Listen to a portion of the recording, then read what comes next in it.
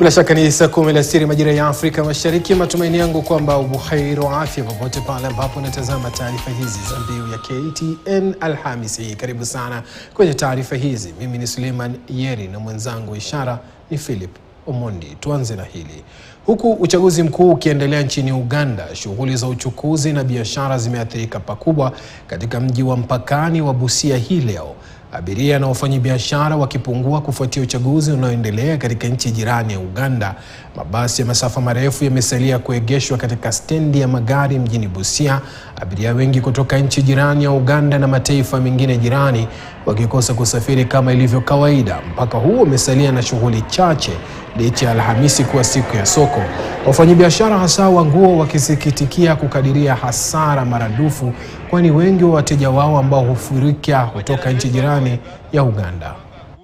Na tegemeo kwetu sisi wakazi wa Busia, kwa sababu wateja wengi upande wa kibiashara tumekuwa tukifanya exchange, au wanakuja wanatupromote na sisi pia tunaenda kwa promote upande wa vitu kama mafruits nini. So kwa hii uchaguzi ambayo inaendelea leo imejaribu kuleta tofauti kubwa kibiashara, kwa sababu tunaona idadi ya wateja kidogo imefifia, imerudi chini. Wafanyabiashara wengi wanasafiri na mabasi zetu.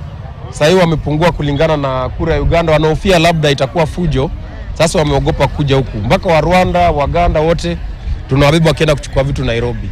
Kwa hivyo sasa hivi wamepungua kulingana na hofu ya kura ya Uganda. Leo hii ni siku ya soko ambapo Wakenya wafanyabiashara wale ambao wanauza manguo huwa wanauzia Waganda.